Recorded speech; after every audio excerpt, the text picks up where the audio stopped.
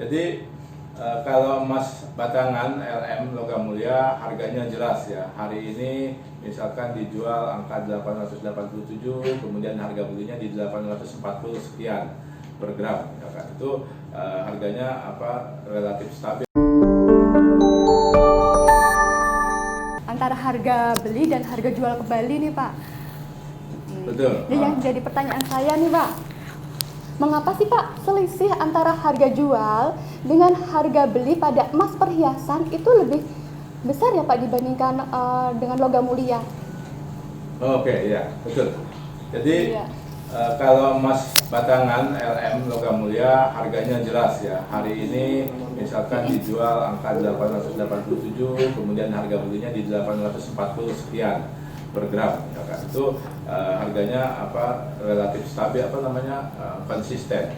Tetapi ketika sebuah perhiasan, maka kemudian ranknya menjadi tidak jelas. Kadang-kadang selisih belinya, selisih jualnya berbeda cukup jauh. Nah, perlu diketahui ketika sebuah emas perhiasan, tadi jelas kadar emasnya ada, maka yang membentuk harga sebuah emas perhiasan itu ada 4 komponen.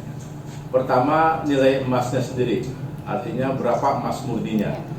Itu dikalikan dengan harga emas murni, itulah harga emas murninya. Kedua, ketika jadi perhiasan, maka ada yang namanya ongkos desain ataupun ongkos bikin. Ya, ongkos desain include masuk ke dalam ongkos bikin. Nah, itu menjadi faktor harga pembentuk harga emas perhiasan. Ketiga, margin toko. Ya kan? Toko pengen juga jualan ada untungnya. Harga emasnya berapa, ongkos bikinnya berapa, kemudian ada keuntungan toko, itu disebut dengan margin toko. Yang ketiga, yang keempat maksud saya, itu adalah pajak perhiasan.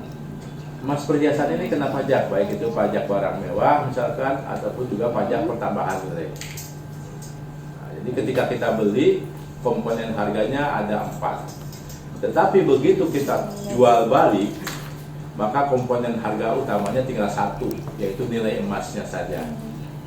Ongkos bikin nggak dihitung lagi, ya, pajak nggak balik lagi, kemudian yang berikutnya margin toko jelas nggak balik lagi. Maka kemudian kalau beli emas perhiasan, selisih beli dan jualnya relatif jauh karena memang ada harga-harga yang tidak kembali, ada biaya-biaya yang tidak kembali.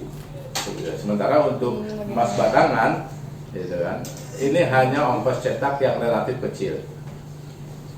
Nah, kadang-kadang dengan berjalannya waktu, selisih harga itu ketutup dengan kenaikan harga emas. Gitu. Baik Bapak, jadi semakin sulit modelnya, harganya juga akan semakin mahal ya Pak ya pada emas perhiasan. Komponen biaya ongkos bikin dan ongkos desainnya akan semakin besar dan itu akan hilang. Baik Pak.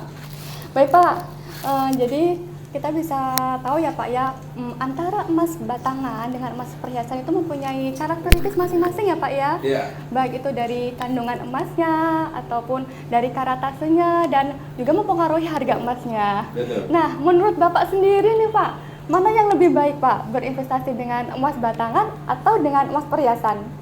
Oke, baik ya. Jadi memang penjelasan ini kita tujukan untuk supaya para penonton ataupun pendengar semua menjadi tahu. Jawaban ya Pak. Iya kan? Seharusnya tidak perlu saya kasih tahu.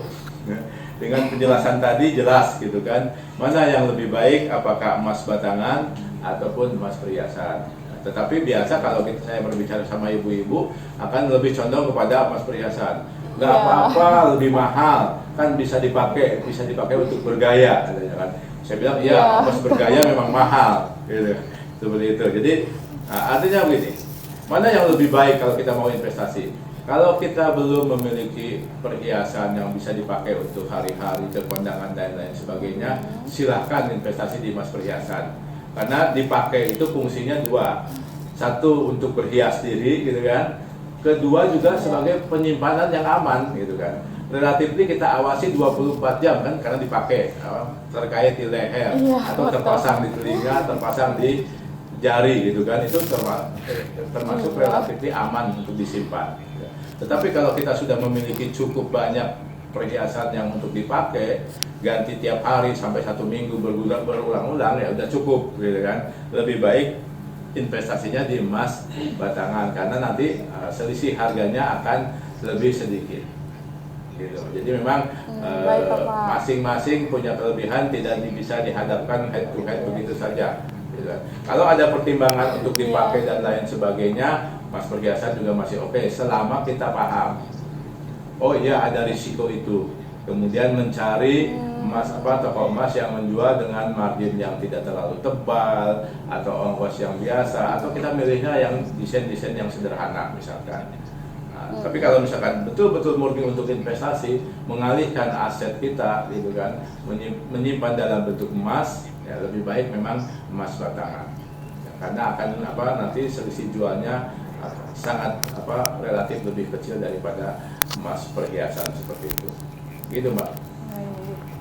Ya baik, berarti kalau untuk saya nih, saya mungkin milihnya emas perhiasan ya Pak ya, bisa buat untuk bergaya ya. Iya, bisa untuk bergaya. Iya. Kalau gelang bisa lah sampai 4, jangan sampai sikut aja gitu kan. Iya. Betul Pak. Jadi ibu-ibu sekarang kalung misalkan kan, karena udah berhijab, kalungnya nggak cukup yang 20 gram, maunya yang lebih banyak lagi biar ada muncul kelihatan gitu kan. Bisa juga begitu. Baik Pak, selanjutnya nih Pak, kalau tiba-tiba nih Pak, kita butuh uang tunai nih Pak, butuh dana cepat, ada nggak Pak solusi yang efektif selain kita harus menjual emas? Oke, ketika kita sudah berinvestasi emas, kemudian suatu saat memerlukan dana cash atau dishoarding, mencairkan aset kita, banyak pilihan untuk emas perhiasan ataupun emas batangan. Kita bisa langsung menjual baliknya ke toko emas dengan risiko tadi ya. Tapi insya Allah kalau udah investasi kita udah 1 tahun, akan sangat minim risikonya karena memang selisih harganya sudah tertutupi dengan kenaikan harga. Pertama langsung jual kepada penjualnya ataupun ke toko emas yang lain. Ada lagi pilihan berikutnya yaitu digadaikan. Digadaikan itu kan sebetulnya hanya sekedar menitipkan barangnya, kemudian kita dapat uangnya, ya, uang yang kita pakai suatu saat uang sudah kembali terkumpul, kita pakai untuk tembus. Ya, memang ada biaya gade ya di Pegadaian konvensional mendapatkan dikenai biaya sewa modal. Untuk di Pegadaian syariah dikenai biaya yang namanya mukna, gitu kan. Memang akan berbeda. Tetapi menurut perhitungan saya, kalau dalam jangka pendek, jangka sampai 4 bulan maksimal misalkan, itu lebih ekonomis bila digadaikan. Karena kalau dijual, tadi ongkos bikinnya hilang, ongkos marginnya hilang, pajak-pajak hilang, maka suatu saat ketika kita punya uang lagi, mau beli lagi, kita akan dibebani yang lebih banyak. Jadi memang ketika menggadaikan kita dikenai biaya sewa modal atau bunga gitu, atau mukna. Tapi dibandingkan dengan selisih harga jual harga beli itu masih lebih ekonomis gitu. Jadi memang makanya kemudian menjadi hal yang biasa kalau ibu-ibu itu lebih suka menggadaikan, istilahnya disekolahkan gitu kan ke Pegadaian. Karena apa? Karena pertama masih sayang dengan modelnya, suka dengan modelnya, merasa cocok. Kedua, terngiang-ngiang dengan memorinya. Ini dikasih pada saat ulang tahun, ini mas kawin dan lain sebagainya. Itu yang tidak ada harganya gitu kan, pilihannya digadaikan. Ya, belum lagi juga berharap gitu kan, kalau sudah digadaikan ada keinginan betul untuk mengumpulkan dan kembali menebus untuk kembali ke rumah, seperti itu barang perhiasannya. Seperti itu Pak. Nah Pak, bisa sharing-sharing nggak Pak sedikit? Mungkin ada cerita menarik terkait dengan investasi emas batangan atau emas perhiasan yang bisa memotivasi kita nih Pak untuk segera berinvestasi emas perhiasan atau batangan tersebut. Oke. Banyak ya cerita tentang pengalaman investasi emas. Salah satunya saya ingin bercerita di sebuah kantor Pegadaian ya kan, pada bulan Agustus tahun lalu. Ada seorang nasabah datang ke Pegadaian membawa emas 1 kilogram untuk digadaikan. Beliau datang dengan membawa surat pembeliannya. Ternyata dari kwitansinya tuh dihitung harga emasnya itu di angka 12 jutaan. 1 kilo 12 juta. Karena kwitansi pembeliannya itu tertanggal Februari 1984. Jadi 1984 harga emas itu ternyata hanya Rp12.800 per gram.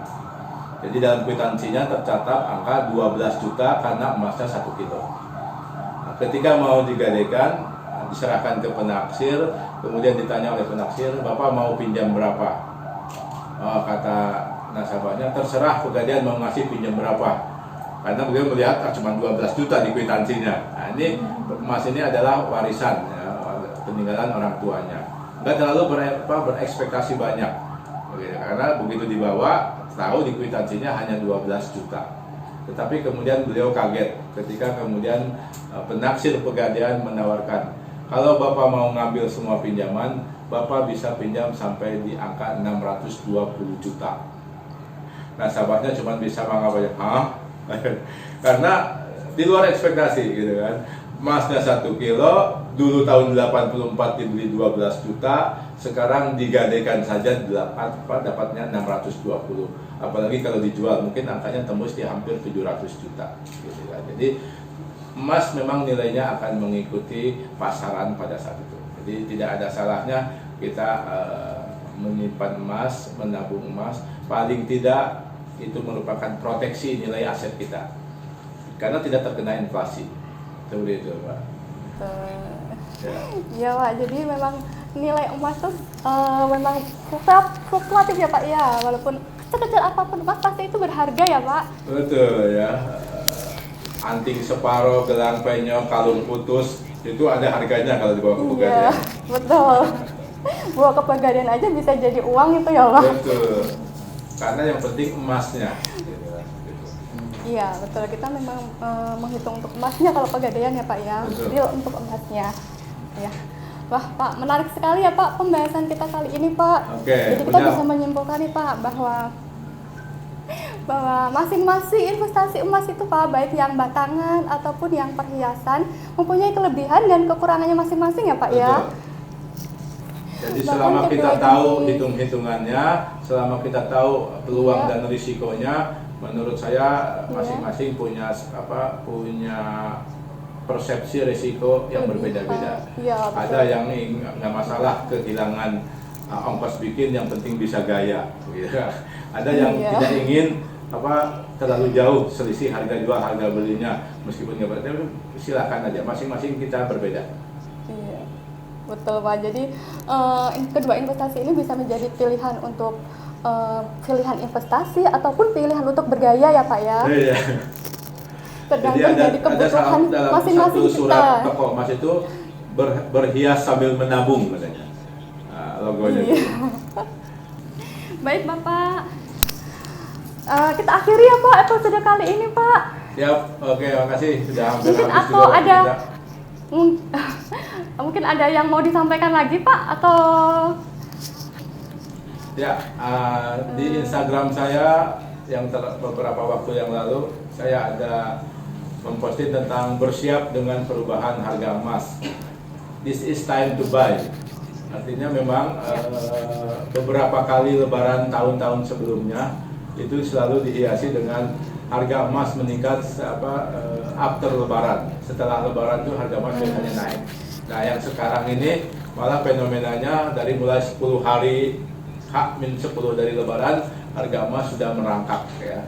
Awalnya harga emas di angka 1.700-an, sekarang sudah ada di angka 1.737 US dollar per troy ounce. Jadi peningkatan yang cukup, apalagi kalau misalkan terjadi ada pelemahan rupiah gara-gara inflasi, maka harga emas akan semakin meningkat lagi.